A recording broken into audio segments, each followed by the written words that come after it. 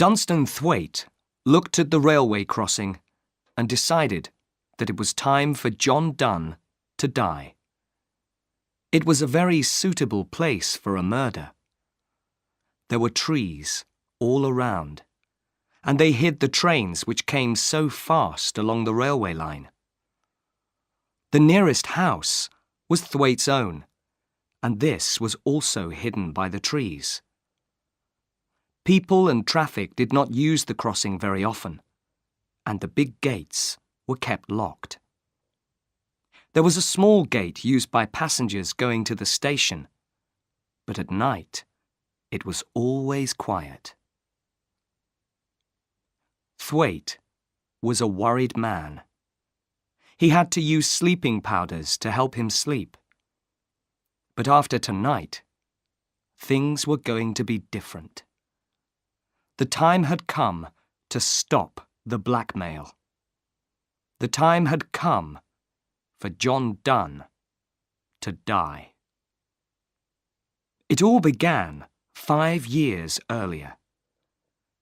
Thwaite worked in the offices of a large company, and his only money was the money that the company paid him. It was not much, but it was enough. Then he met the beautiful Miss Hilda Lorraine and asked her to marry him. She came from an important family who was supposed to be very rich, but in fact, they had less money than Thwaite had thought. He learned that he would have to pay for the wedding himself, and he did not have enough money for the expensive kind of wedding that Miss Lorraine wanted. So Thwaite stole £1,000 by changing the figures in the company's books. He planned to put the money back after he was married, but someone discovered that it was missing. Thwaite kept quiet. Another man was thought to be the thief, and he lost his job. Thwaite still said nothing. But John Donne worked in the same office. He worked closely with Thwaite and guessed Thwaite's crime. He searched through the company's books until he found what he was looking for. Then he went to Thwaite. "Sorry to have to ask you, Mr. Thwaite," he said. "I need £100 for my son. He's in a bit of trouble, you see." "But you don't have a son," said Thwaite. Donne just smiled. It wasn't a very nice smile. £100, he said again. And then Thwaite knew that he was being blackmailed. He paid Donne £100, and Donne said nothing more for a year. During that time, Thwaite got married.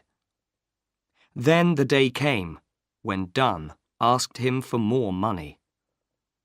£250, he said to Thwaite. "I can't pay," began Thwaite. But he did.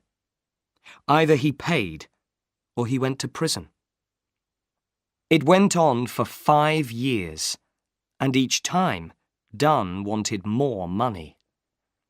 Thwaite found it difficult to live on the money that he was left with.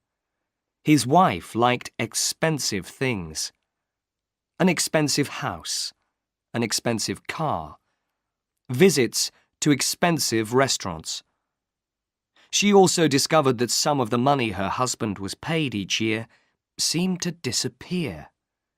He tried to lie about it, but he knew that she thought he was paying to keep another woman. Oh, how he hated John Donne. Something must happen. And then he remembered the railway crossing. It was not a new idea. Weeks before, he had thought about what could happen there. The idea came when the doctor gave him some powders to help him sleep. He thought about giving Donne enough of them to kill him. But then he got a better idea. Although he was afraid, Thwaite slowly realized that murder was the only answer to his problem. Then Dunn asked for more money. £500, Mr. Thwaite, Dunn told him. 500, said Thwaite. Why not ask for the moon? You'll get neither one nor the other. 500, repeated Dunn calmly. It was then that Thwaite decided to murder the other man. He pretended to think about the money for a moment. Then he said, "Come to my house tomorrow night, and we'll talk." He remembered his wife was going to be away in London all night. "And bring those papers from the office which you want me to look at." "All right," said Dunn. The following evening, Thwaite put £200 in his pocket. Then he put 1/2 of his sleeping powders into a whiskey bottle. There was only enough whiskey for 2 glasses, but there was an unopened bottle next to it. Next, he put a hammer into one pocket of his overcoat and a torch into the other pocket. The coat was outside the door of his study. Lastly, he moved the hands on his watch and on the study clock forward by 10 minutes. Those extra 10 minutes would give him his alibi. Thwaite knew that he must be extra careful.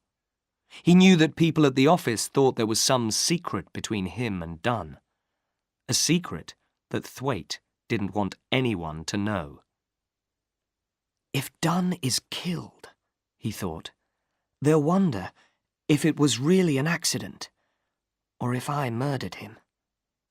But if his plan went well, the police would believe that he hadn't left the house. Thwaite sat down to wait for John Dunn. He thought about what he was going to do. Murder.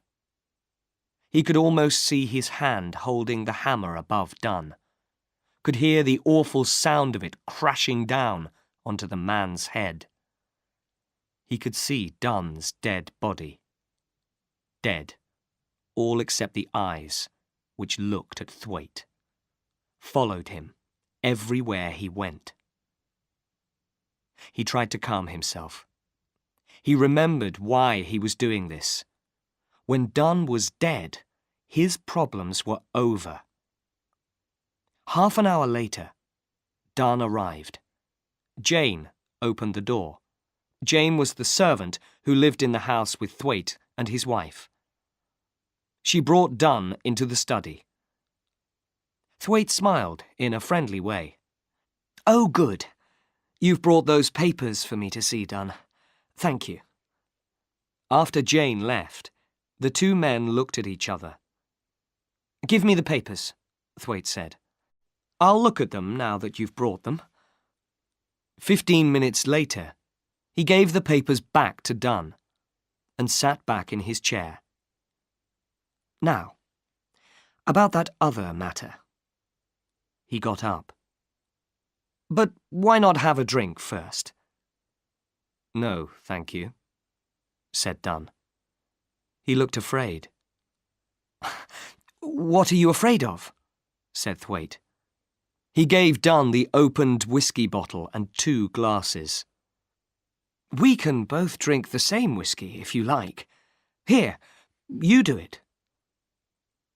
After a moment, Dunn put whiskey into each glass. Then he waited until Thwaite drank, before he drank his own. Thwaite watched him. How long before the other man began to feel sleepy? Thwaite needed all of one sleeping powder to make him sleep, but Dunn did not usually take them. "Listen, Dunn," said Thwaite. "I haven't got £500, but I can give you this." He took the money from his pocket and put it on the table. Dunn counted it. 200, he said with a laugh. "Are you trying to be funny?" "I'm not saying it will be the last," said Thwaite. "Take it now and be pleased that you've got it." Dunn shook his head. 500, Mr. Thwaite. I've told you, I can't do it, said Thwaite. And I won't do it. You can tell everyone what I did. I don't care anymore. It's been 5 years, and I've done a lot of good work for the company during that time. I saved them a lot more than £1,000. I'll sell this house and pay them back. I'll take my punishment. Then I'll go and live in another country and give myself a new name. And your wife? Said Dunn. My wife will leave the country first, Thwaite told him. She'll wait for me to come out of prison. It won't be more than 2 or 3 years. So, you can take the £200, or you can do your worst. The powder in the whiskey was beginning to make Dunn sleepy. He looked stupidly at Thwaite, and Thwaite began to worry. Had he given the other man too much? He looked at the clock. There was not much time left. Will you take it or leave it? Asked Thwaite. 500, said Dunn in a heavy voice. I want 500. You can go and do your worst, said Thwaite. Dunn held out a shaking hand. Come on, pay me. Thwaite began to worry again. Are you feeling all right, Dunn? Have some more whiskey. He opened the other bottle and put some whiskey in Dunn's glass. Dunn drank it, and it seemed to make him feel better. That was strange, he said. I didn't feel very well, but I feel a little better now. If you're going to catch your train, you must go, said Thwaite. Tell me tomorrow what you finally decide to do. Take the 200 with you. Dunn thought for a moment, then picked up the money. He looked at his watch, then looked at the study clock. Your clock is wrong, he said. I have 10 more minutes. Wrong, said Thwaite. He looked at his own watch. It's your watch that's wrong. Look at mine. Dunn looked and seemed unable to understand it. He stood up and almost fell back again.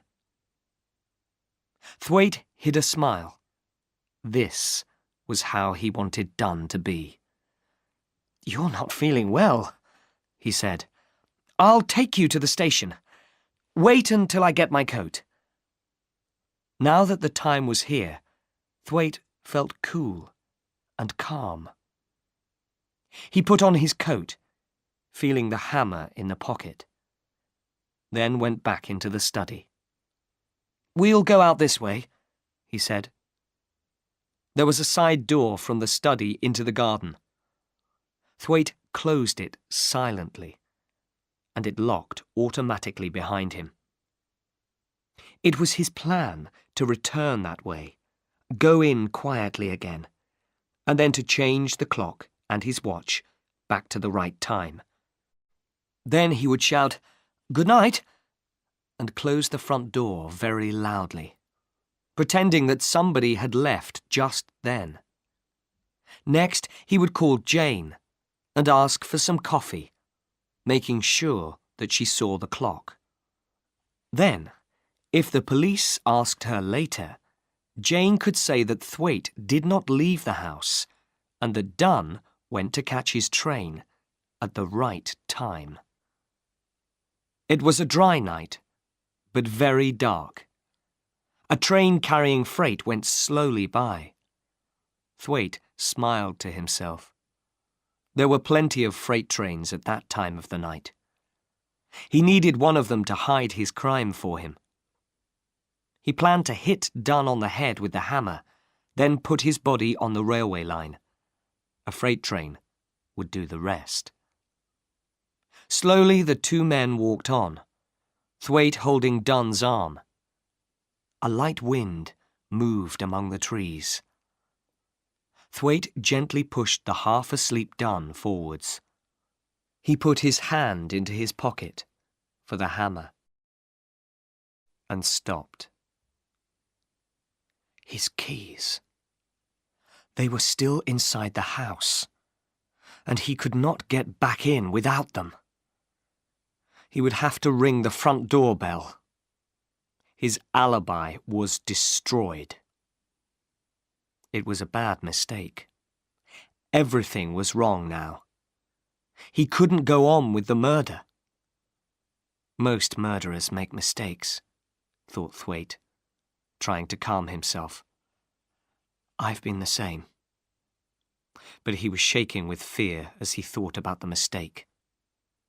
Suddenly he could not walk another step with Dunn. "Good night," he said to the other man. And before they reached the crossing, he turned and walked back to the house. For 10 minutes, Thwaite walked up and down outside until he began to feel calm again. Then he rang the bell.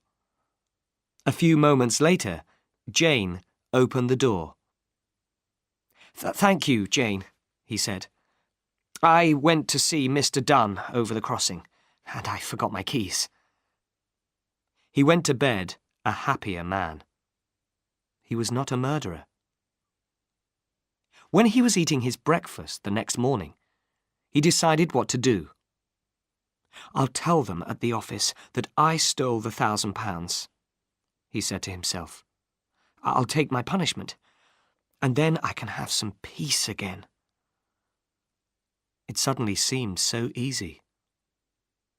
Until Jane came in. "Have you heard the news, sir?" she said. "Mr. Dunn was killed by a train on the crossing last night.